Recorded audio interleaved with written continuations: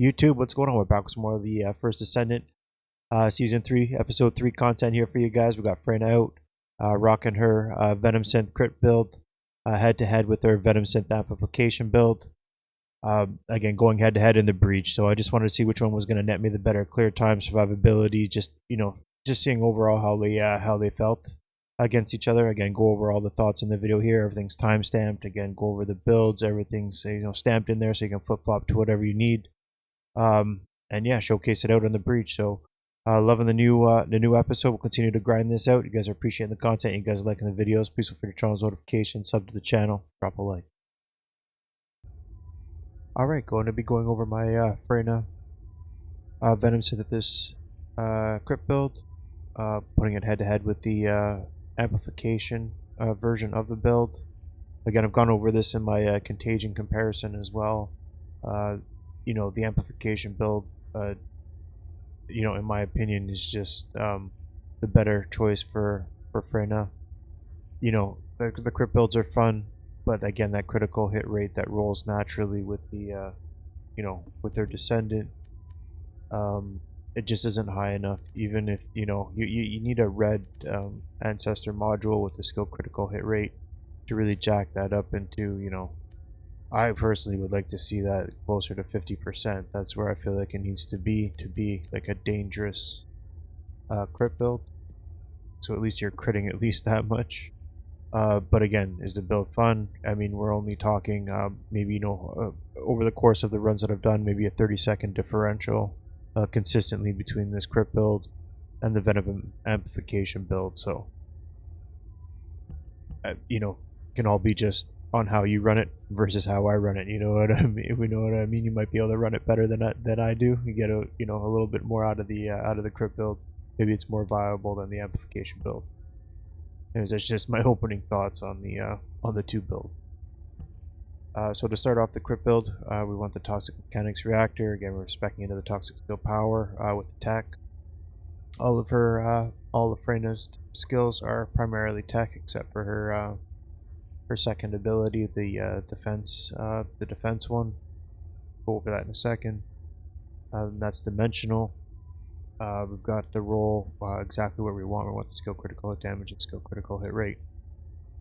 Again, skill critical hit rate is what you want. The most of whatever you can get out of that is king. We run this with the 4-piece plague. The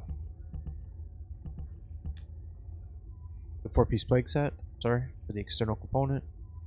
We get that 2-piece set bonus for the tech skill power at 5%.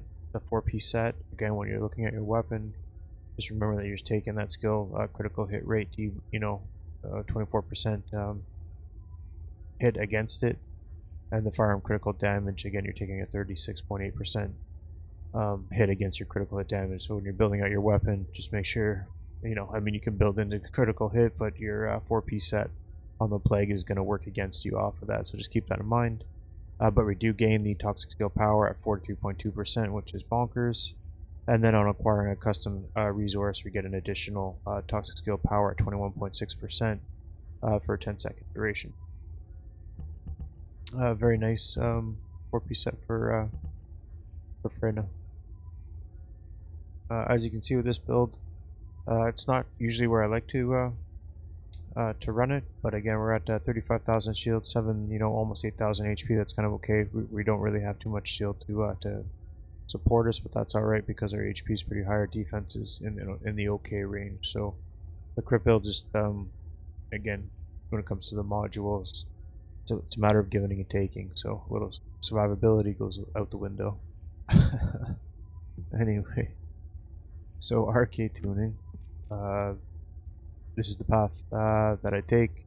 Again, the most important part is to get yourself up to that defense neutralization. Again, when landing skill attack on an enemy with full HP, inflicts defense neutralization. As you can see, it's just a whole bunch of debuffs. Toxic resistance debuff, overall defense debuff for 15 seconds is absolutely nuts.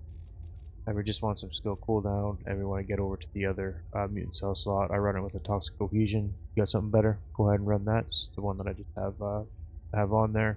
I like it. Obviously, I'm getting some more toxic skill power at a stackable rate. So I'm getting like an additional, whatever, 18, maybe 19% out of it.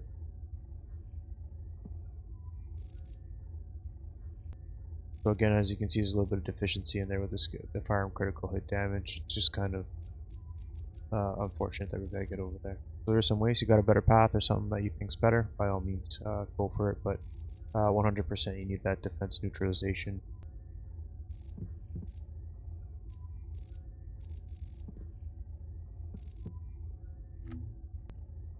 When it comes to the inversion reinforcement, I run this with the emergency antibody generation, selective neurostimulism. Again, that synergizes well with our MP fellow, and focus boost to keep our skill cost down, because we are trying to use a lot of, trying to spam our skills as much as we possibly can.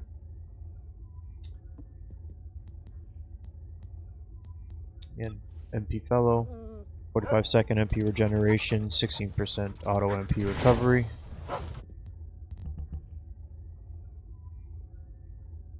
And now the modules. So for the crit, we run this with the infected weapon. Again, the infected weapon is nice because, again, all of our skills benefit from the continuous damage. Skill power increases that we get. Again, looking for this in double gold. We got a double gold one. That's great. I can't seem to get one to drop, but we'll continue to grind for it. Just so we can get additional damage on our fourth ability. Again, we're running this with the Venom Synthesis, so the Venom Synthesis converts the putrid venom into, a venom footprints. And obviously we got our defense mechanism. That's the one I was telling you, that's the only dimensional skill that we have. But again, you want to keep this popped at all times, just because of, again, you can see the increased defense amount, the duration of it. So you want to be able to make sure that this is up, almost constantly, because this is making up for the deficiencies, at least in my opinion, on the amount of defense that you can keep for Freyna in the amplification build. And then we've got the Venom Trauma, again, this is tech skill, Venom Synthesis tech skill, right? That's our Transcendent, and obviously Venom Baptism, our fourth and our heavy hitter, also tech. Mid-air maneuvering, again, this is just a grapple. Just slap it on there to get the extra, module capacity. I run this with the Ancestor module. Dominator's Resolution, that's the one for Freyna. We still have some gains. Skill critical hit rate is 100% what you want. You want that in red. That's the one that I run with. Skill critical hit rate is the one that I really want. It's nice to have the damage duration. Fantastic. Again, we've got our range. We've got our cost reduction. That's huge. We've got our cooldown with the MP conversion and the nimble fingers. And then everything else, again, is related to the 4 crit mods. So you have to have the skill concentration, skill insight, the emergency measures, and the frontline. Yeah, these 4 mods are standard with the build. So again, you've got your skill cooldown, you've got a little bit more cooldown on some power, skill cost reduction, and some range to help with the poison spread. But yeah, the range is nice to have on the build. At least having a little bit of it on there is helpful. So that's all the modules as a whole, and at least my insight into why I run them.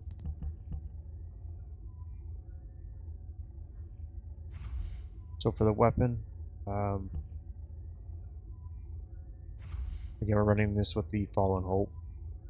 It's the unique ability of the Fallen Hope that makes this weapon, really, really special. So, yeah, I spec fully into Toxic. So we've got our Toxic Circulation, Toxic Enhancement, Poison Priority. The most important thing you want to know for Freyna's fourth ability, again, fire rates, directly help the Venom Baptism as well as the rounds per magazine. So again, we've got our additional rounds and some multi, and are just, increased rounds per magazine. Again, we don't have to worry about the skill critical hit damage, so we can go with our 3 heavy firearm attack modules. And again, like I said, we've got our 3 toxic. You can swap this toxic out for, yeah, and I'd probably follow that up with the multi-precision sight if I was doing it. I spec'd into some multi. I'll show my cores and my rolls in a minute. So again, fire critical hit damage not important. Again, it's already spec'd out on our thing, so I can go with some critical hit chance, knowing that I've got some bonuses within my multi-hit. So there's my cores: fire rate, firearm attack, toxic attack, again more fire rate and some speed for some mobility. And then there's my multi-hit chance, firearm attack, multi-hit damage, and the toxic. So that is the crit Venom Synthesis build. Again, it's a very fun build. It is very powerful. I just feel like you lose out on some of the modules just because of what it takes for the crit, and then the she can't take advantage of currently a weapon that has a passive that would help increase her critical hit rate, skill critical hit rate. So you have to find that within the Ancestor module, and then again you're basically looking for a red one.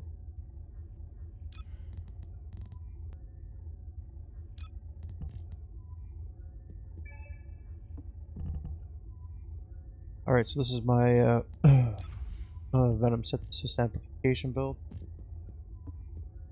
I've gone over this build already in another video, so I won't go over it in detail, but this is what the crit build was going up against in the breach. So again, I'm just going to kind of hover over it, not going to go over it in detail, or trying my best not to, just to highlight some points. And same, we have our Toxic Mechanics Reactor, except it's Toxic Skill, Tech Skill on the gold roll. Again, the Plague Armor reset, no change to that. Again, I didn't go over it, but your cores up on top, max HP and defense. I run that pretty standard with almost all my Descendants, just for I just like it. I feel like it serves me well. I have swapped it out for another build, but again, it's very specific to what you need. But overall, I run max XP, max HP, and defense on my corings, on my external components. And again, for the rolls, you really want, especially when it comes to the sensor, you want the MP recovery in combat to show resistance. Any type of increased HP or elemental resistance on the on your external components is great. Again, we got defense and electrical resistance. I really like that one. Again, I really like my sensor, but again, I could do better on my processor. Again, looking for the shield recovery modifier. That's great, but I don't have a lot of shield. So again, elemental defense and maybe some MP recovery, some type of HP recovery modifier would be, better than the shield. And again, same thing with the auxiliary. I know we can get HP out of this and some fire resistance for an elemental. So gains to be had for sure. And then as you can see right here, we're still rocking same HP, but that's where the survivability really takes, a real jump in this build. It's not so much the survivability, it's also the power in general.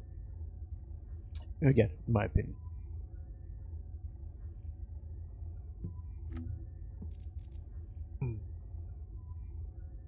There's the Arche tuning for the amplification. Inversion reinforcement. Inversion reinforcement, no change. Fellow, no change. Again, the only thing I, should really show is the Ancestor module. Again, I sacrifice the range. I don't have range in any of my modules because I have it here. So I'm trusting the range out of my Ancestor module and then supplementing that with more power. I'm not going to go into it in detail, but that's my amplification build. Very fun to use, and again, I guess the most important thing to do is the cooldown. Again, we're running at a 29-second cooldown. That was the same for the crit build as well. Under 30 seconds is golden. You can get more out of it if you wanted to swap the power increase out for focus on toxic. Get that down to about 22 seconds. See all the skills are on nice cooldown. Durations are longer than the cooldowns. Everything just clicks together. And again, I didn't go over it, but it all clicks together when you lay out the toxic. So again, those are the modules. And then the weapon, 4 rings, we went over that, but it's the unique ability, right? This almost makes it a Freyna exclusive weapon, because using a toxic skill just starts the chain effect of all of these passive attributes that the weapon provides naturally. You see these icons up during the run the whole time. I've gone over this weapon a few times, so I'm not going to go over it now. But again, you just get, throw a toxic skill down. All of this stuff just starts happening as you start killing ground dotting enemies. And then it's just insane increases to firearm attack. Toxic skill power increases, for a nice duration. Again, your perdition's triggering at that 40% rate, at massive damage increases, and then further damage increases on the poison stacks. The firearm explodes, every so often on the rounds at a 50% rate that deal additional damage, poison, yada yada. It's just an absolutely fun weapon to use with Freyna. So that's it. Those are the builds, and obviously we showcase these head to head against each other in the breach. GG's.